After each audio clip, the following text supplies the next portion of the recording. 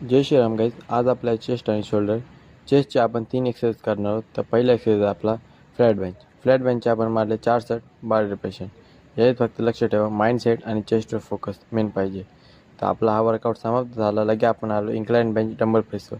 इथं बाई मला समजतच नाही, आमचा डंबलच घ्यायला. डंबल भेटला तर नंबर भेटत नाही, नंबर भेटला तर डंबल भेटत नाही. करू तर करू घे बाबा, देवा समजू कसं मला.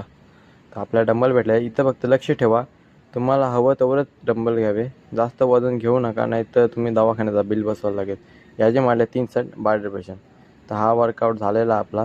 तर लगेच आपण आलो केबल फ्लायचे मारले 3 सेट 12 रिपिटेशन.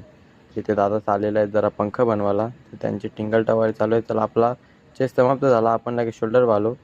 शोल्डरचे आपण मारले 3 सेट 12 रिपिटेशन. तर याच्यात थोडंसं आपण केबलचा पण ॲड केला.